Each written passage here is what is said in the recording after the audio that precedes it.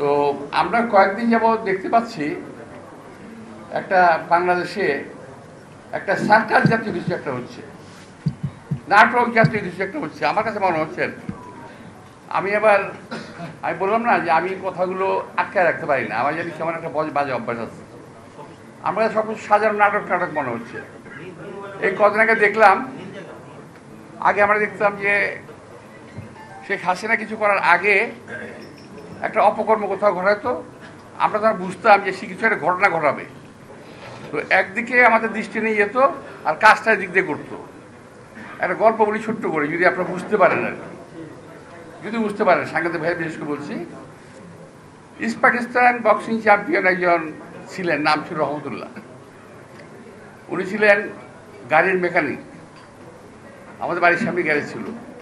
তো কি কারণে ওই এলাকার এক লোকের সঙ্গে তার ঝগড়া হলো, তো সেই লোকটা সে খুব মারধর করলো আর কি, ঘুষি টুসি দিল।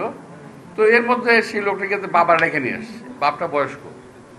আসার পরে ও বাপ তার ঢাকা বেঠে বলতেছে, ভাই বেটা আমার পোলারে মারছুসকে, চ্যাম্পিয়ন হয়ে গেছিস গা, তোরে বেড়া তুই বক্সার হয়ে গেছিস, তোর উপরে নাকে দেখামু, পেটে মারুম, পেটে দেখামু, তলে উপরে মারুম। বুঝতে পারছেন আপনি কথাটা? বুঝেন না ঢাকায় ভাষা, মানে নাকে দেখাবো পেটে মারুম, পেটে দেখাবো নাকে মারুম। বুঝছেন? আমাকে সরকার এখন নাকে দেখায় পেটে মারে, আর পেটে দেখায় নাকে মারে। বুঝতে পারছেন? দেখেন হামিদ সাহেব চলে গেল, কি সুন্দর। হামিদ সাহেব চলে কোন দিক দিয়ে চলে গেল? ভিআইপি দিয়ে। পত্রপত্রিকা দেখলাম উনি নাকি গেঞ্জি পরে, লুঙ্গি পরে, মাস্ক পরে ভিআইপি দিয়ে গেছে। ভাই লুঙ্গি পরুক, গেঞ্জি পরুক, আর ল্যাংটা হয়ে যাক, ভিআইপিতে ঢুকলো কিভাবে? ভিআইপিতে ঢুকে কিভাবে? যদি একান্ত পরিচিত না হয়, কিংবা সেই ভিআইপি লোক না হয়, সে ভিআইপি ট্রিটমেন্ট নিয়ে এয়ারপোর্ট দিয়ে পার হয়ে গেল, আমার সরকার বলে কিছু জানি না। 622 জন আওয়ামী লীগের লোক পার হয়ে গেল, এই সরকার বলে আমরা কিছু জানি না। জানেন কি? এই জানাটা খুব দরকার। আপনারা কি জানেন? এইটা আমাদের জানা দরকার। কি জানেন আপনারা? কিছুই জানেন না। তো এখন সেদিক থেকে নজর ফেরানোর জন্য আরও জানি কি ঘুরতেছে, আমার খুব সন্দেহ হচ্ছে আরও জানি কি ঘুরতেছে। নইলে শাহবাগের এই নাটক কেন হঠাৎ করে? যেই শাহবাগ আপনারা বন্ধ করেছেন, যে শাহবাগের এই এলাকাতে, এই সমস্ত এলাকাতে মিছিল মিটিং করা যাবে না, সেখানে সরকারের পৃষ্ঠপোষকতায় সরকারের দল এনসিপির লোকেরা ওখানে মিছিল মিটিং করে কিভাবে? আর কোন দাবিতে মিছিল মিটিং করলো? কি দাবিতে? দাবি জানি কি? আওয়ামী লীগ নিষিদ্ধ করতে হবে। তো আওয়ামী লীগ নিষিদ্ধ করতে না করছে কে ভাই? কে না করছে? বিএনপি না করছে? খুব চেষ্টা করছে চালানোর জন্য। বিএনপি নাকি আওয়ামী লীগকে কি করতে চায়? পুনর্বাসিত করতে চায়। আমাকে বড় ঠেকা পড়ে গেছে ভাই, বিএনপি আওয়ামী লীগের পুনর্বাসিত করতে বড় ঠেকা পড়ে গেছে। জীবন থেকে আমাদের 17 থেকে 18 বছর আমাদের নিয়ে গেছে, পরিবার পরিজন থেকে বিচ্ছিন্ন হয়েছি, স্বাস্থ্যহানি করেছে, আমাদের পরিবার পরিজন কেউ সুস্থভাবে বেঁচে থাকতে পারে নাই। এখানে যারা আছে, একটি কর্মীও তার বাড়িতে 17 বছর ঘুমাতে পারেনি শান্তি। আর সেই আওয়ামী লীগের সঙ্গে আমরা করব, ওদেরকে আমরা আবার প্রতিপালন করব, আবার ওদেরকে পুনর্বাসন করব। এটা হলো যারা বিএনপিকে জেলাস করে, অর্থাৎ দেখতে পারে না, পছন্দ করে না, যাদের অজনপ্রিয় একটি দল, এরা গোষ্ঠী, এরা বিএনপিকে কালার করার চেষ্টা করতেছে। আচ্ছা আমি আর বলি, শুধু এটা না, এই সম্পর্কে আমাদের সেক্রেটারি জেনারেল ফখরুল সাহেব স্পষ্ট বক্তব্য রেখেছেন, আমাদের স্ট্যান্ডিং কমিটির মঈন সাহেব স্পষ্ট বক্তব্য রেখেছেন। আমি এখন থেকে 1-1.5 মাস আগে বক্তব্য রেখেছি এই প্রেস ক্লাবে, আপনাদের মনে থাকতে পারে। 24শে এপ্রিল পরিষ্কার ভাষায় বক্তব্য রেখেছিলাম। আমি আপনাদেরকে শোনাই কি বক্তব্য রেখেছিলাম। আমি এখন রেকর্ড রাখতে হয়তো 24শে এপ্রিল, মনে রাখবেন দয়া করে আপনারা। বিএনপি আওয়ামী লীগকে পুনর্বাসিত করার চেষ্টা করতেছে। আরে ভাই, আরে ভাই, 17 বছর এদের যন্ত্রণায় পাগল হয়ে গেছি, পরিবার পরিজন সহ অশান্তিতে ভুগেছি। তো যাই হোক, আমি এই কথা আমি সাক্ষী রাখলাম এই কারণে যে যারা আজকে বলে যে বিএনপি পুনর্বাসিত করতে চায় তারা আসলে দেশ এবং জাতির শত্রু। কারণ একমাত্র বিএনপি একমাত্র আছে বাংলাদেশকে এখন বিদেশি শত্রুর হাত থেকে রক্ষা করার জন্য, যে কোনো বিদেশি প্রভুদের হাত থেকে রক্ষা করার জন্য একমাত্র দল বিএনপি আছে বাংলাদেশে, আর কোনো দল নাই। যদি থাকতো তারা আজকে আওয়াজ উঠাতো সচিবালয়ের ভিতরে আওয়ামী লীগের নেতা কর্মীরা কি করে, আওয়ামী লীগের সচিবরা বিএনপি সচিবালয়ের ভিতরে কি করে এখন পর্যন্ত। যাদের এখন জেলখানায় থাকার কথা তারা এখন সচিবের দায়িত্ব পালন করছে জেলখানায় বসে। আওয়ামী লীগ আসলে সচিব ছিল, এখনো সচিব। ওরা আওয়ামী লীগের আমার সচিব ছিল, এখনো সচিব। অথচ আমাদের সময় যারা সচিব ছিল, যারা এখন রিটায়ারমেন্টে যায় নাই, তাদের সব বাতিল করে দিচ্ছে। এখন আরো শুরু হয়েছে প্রশাসনে বিভিন্ন এলাকাতে পরিবর্তন শুরু হয়ে গেছে। কে কে বিএনপি কোথায় আছে, হয় বিএনপি দিতে হবে, বিএনপি বাতিল করে কমপক্ষে জামাত দিতে হবে, জামাত না হলে আওয়ামী লীগ দিতে হবে। আপনারা খেয়াল করে দেখবেন, থানা, পুলিশ, কোর্ট, কাছারি, সচিবালয়ের ভিতরে এই কর্মকাণ্ডগুলো শুরু হয়ে গেছে। বিএনপিকে রাখা যাবে না। এই যে বিএনপি নিধন আন্দোলন শুরু হয়েছে তারই একটি বিষয় হলো এইটা, এই যে 622 জন আওয়ামী লীগকে পালিয়ে যেতে দেওয়া, হামিদ সাহেবকে পালিয়ে যেতে দেওয়া, একটা খুনের আসামি হামিদ সাহেব, তাকে পালিয়ে যেতে দেওয়া, এটা হলো এই একটা বিষয়। আরো বিষয় আছে, এই সরকারের মধ্যে অবস্থানরত অনেক মন্ত্রী, অনেক কি বলে উপদেষ্টা যারা বাংলাদেশের নাগরিকই নন, তারা এই দেশ পরিচালনা করতেছে। এখান থেকে নজর ফিরিয়ে নেওয়া। আমার মনে হয় মাঝে মাঝে আমরা কি ঔপনিবেশিক শাসনে আছি? আমার মনে হয় যে আমরা দেশের মানুষের শাসনে নাই, আমরা ঔপনিবেশিক শোষণে আমরা আছি। নইলে আজকে একটি কথা আমি দেখছি, একটি জিনিস, সবাই তো দেশপ্রেমিক করে দাবি করেন ভাই, আমিও নিজেকে একজন দেশপ্রেমিক নাগরিক হিসেবে দাবি করি।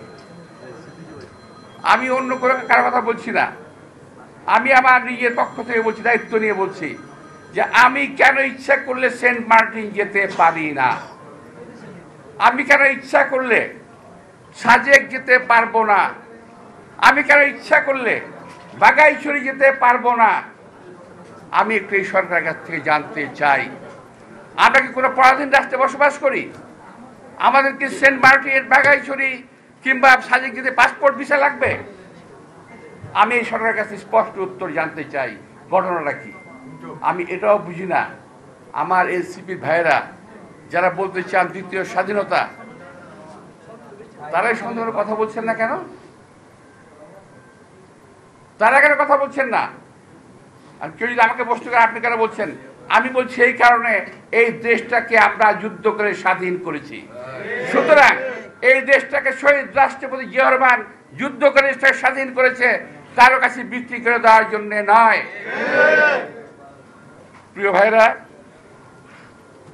আমার আসলে অনেক বলার ছিল, আমার আরেকটা প্রোগ্রাম আছে যেতে হবে, তাই তো আজকে এই যে দেখেন, আমি তিনটা নাম বলছি আপনাদেরকে, সেন্ট মার্টিন, সাজেক, বাগাইছড়ি, এই সমস্ত এলাকা আজকে আমাদের যাওয়াটা একটা দ্রোহ হয়ে গেছে। আবার শুনি একটা জায়গায় নাকি করিডোর দেওয়া হবে। কিসের করিডোর? মানবিক করিডোর। আরে ভাই, আবিষ্কার করেন নাকি? আর বিশ্বের কোন ডিকশনারিতে মানবিক করিডোর জায়গা আছে নাকি? কোন ডিকশনারিতে মানবিক করিডোর বলে কোনো শব্দ আছে? আবিষ্কার করেন এক এক শব্দ, যখন যে শব্দ প্রয়োজন সেটা আবিষ্কার করেন। বাংলাদেশের অভ্যন্তরের কোনো করিডোর কিংবা প্যাসেজ দেওয়ার কোনো সুযোগ নাই জনগণের মতামত ছাড়া। জনগণের ভোটের মাধ্যমে নির্বাচিত সরকার সিদ্ধান্ত নেবে তারা কি করবে। আমাদের কোনো ভালো অভিজ্ঞতা আছে, বিশ্বের কোনো দেশ এই করিডোর দিয়ে শান্তিতে নাই। আজকে গাজা শান্তিতে নাই, লিবিয়া শান্তিতে নাই, মিশর শান্তিতে নাই, আফগানিস্তান শান্তিতে নাই। আমার সেক্রেটারি সাহেব ফখরুল ইসলাম সাহেব বলেছেন এই দেশকে আমরা গাজা বানাতে চাই না। আসলে তাই, আমরা এই দেশকে ফিলিস্তিন গাজা বানাতে চাই না।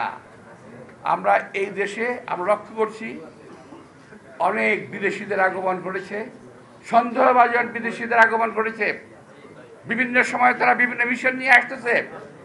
আজকে ফেসবুকে একটা আপনার সার্চ দিলে পাবেন, এক ভদ্রলোক বলছিল, সেটা আমি আর বলতে পারছি না, সময় নাই, বলাও যাবে না।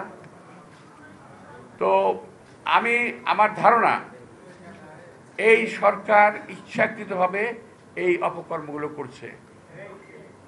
এই সরকার এই মুহূর্তে আমি এই সরকারকে অন্তত আমি আমার কথা বলছি, নিরপেক্ষ ভাবতে আমি পারছি না। তারা কোনো উদ্দেশ্য পারপাস সার্ভ করতেছে। এই সরকার কোনো পরিস্থিতিতেই গণবান্ধব কিংবা দেশপ্রেমিক সরকার নয়। আমি পরিষ্কার ভাষায় এটা বলতে চাই। আমার দেশের সার্বভৌমত্ব নিয়ে প্রশ্ন উঠবে কেন? যদি এই সরকারকে প্রমাণ করতে হবে তার দেশপ্রেমিক সরকার, আমার প্রশ্নগুলোর জবাব দিয়ে, আমার প্রশ্নগুলোর সঠিক জবাব পাওয়ার পরে আমাকে যে শাস্তি যেখান থেকে দেওয়া হবে আমি মাথা পেতে নেব। আমি আজকে আমার কথাগুলো বললাম, আমি জানি এইটা যথাযথ ফোরাম নয়, হয়তো আরও ভালো জায়গায় আরও কোনো জায়গায় যাওয়া উচিত ছিল, বড় জায়গায়। কিন্তু আমি আমার মনের ক্ষোভ আমি ধরে রাখতে পারিনি, আমি আপনাদের সামনে প্রকাশ করলাম। আমার কথাটাকে আপনার মনে ধারণ করবেন এবং দেশবাসীর কাছে ছড়িয়ে দেওয়ার চেষ্টা করবেন। এটা এখন কিন্তু আমরা খুব ভালো অবস্থানে নাই, এই কথাটা আমাদের একটু মনে রাখতে হবে। প্রিয় ভাইয়েরা, আমি আবারও বলবো, দেখেন অন্য রাজনৈতিক দল, আরো অনেক রাজনৈতিক দল আছে বিএনপি ছাড়া, অন্য কেউ কিন্তু এই করিডোর নিয়ে কোনো কথা বলছে না। কেন ভাই? কি কারণে? জামাত ইসলামের কথা বলে না কেন? অন্যান্য যে বিভিন্ন পীর সাহেবেরা আছেন ওনারা কথা বলেন না কেন? আবার বিএনপির বিরুদ্ধে কথা বলার সময় এক হয়ে যান। এটা কেমন কথা হলো? অর্থাৎ বিএনপিকে শেষ করতে পারলেই বাংলাদেশটাকে লুটে পুটে আবারও খাওয়া যাবে আওয়ামী লীগের মতো। ইনশাল্লাহ এই বিএনপিকে কোনো সরকার বহু চেষ্টা করে শেষ করতে পারে নাই। শহীদ রাষ্ট্রপতি জিয়া রহমানকে আজকে আমি স্মরণ করতে চাই যে এই যে রোহিঙ্গাদেরকে ভিতরে জায়গা দেওয়া হয়েছে, আবার এইভাবে রোহিঙ্গাদেরকে ঠেলে দেওয়া হয়েছিল একবার বাংলাদেশে, সম্ভবত আমার সালটা মনে নাই, তখন শহীদ রাষ্ট্রপতি জিয়া রহমান তিনি মিয়ানমারকে বাধ্য করেছিলেন রোহিঙ্গাদেরকে ফিরিয়ে নিয়ে যেতে। একমাত্র রাষ্ট্রনায়ক যিনি রোহিঙ্গাদেরকে ফিরতে বাধ্য করেছিলেন। আমি যেটা বলতে যাচ্ছিলাম যে এই যে সমস্যাটা আজকে আমাদের দেশে তৈরি হয়ে গেল, এটা কিন্তু খুব সহজে শেষ হওয়ার নয় যদি বাংলাদেশের জনগণ সচেতন না হয়। প্রিয় ভাইয়েরা, আমি যেটা আমার কথা আমি শুনে গেছি, যেটা যে আমার অন্যান্য ভাইয়েরা, আমার অন্য ভাইয়েরা যারা আছেন রাজনৈতিক দল, আপনারা কেন কথা বলছেন না আমি একটু জানতে চাই। এটা তো কারো পক্ষে বিপক্ষে বলা না, নিজের দেশের পক্ষে বলা। কথা বলতে হবে নিজের দেশের পক্ষে। কোন দেশের বিপক্ষে গেল সেটা আমরা দেখার বিষয় না। আমি এই কথা বললে অমুক দেশ রাগ করবে, আমি এই কথা বললে অমুক দেশ রাগ করবে, এটা ভাবার আমার কোনো প্রয়োজন নাই কোনো একজন দেশপ্রেমিক নাগরিকের। আমি দেশপ্রেমিক, আমি আমার দেশের কথা বলবো। আমি দেশপ্রেমিক, আমি আমার দেশের স্বার্থের কথা বলবো। আমি দেশপ্রেমিক, আমার দেশের জনগণের কথা বলবো। আমি অন্য কোনো কারো কথা ভাবতে আমি রাজি নই, অন্য কারো রক্তচক্ষুতে আমি ভীত হতে রাজি নই। এভাবে আমি জানি যে আমার এই বক্তব্যের পরে অনেক আলোচনা হবে, অনেক সমালোচনা হবে, হতে পারে বিভিন্ন জায়গায় হবে, বিভিন্ন সময় হবে। আমি জানি এটা জেনেই আমি আজকের বক্তব্য এত চিন্তা করে আমি কখনো বক্তব্য দিই না। আজকের বক্তব্যটা আমি চিন্তা ভাবনা করে দিয়েছি। এরপরে পরে কী হবে আল্লাহ জানেন, আপনারা যেন দোয়া করবেন। আপনাদের সবাইকে আন্তরিক ধন্যবাদ ও শুভেচ্ছা। আল্লাহ তাআলা, আমি মনে করি এরকম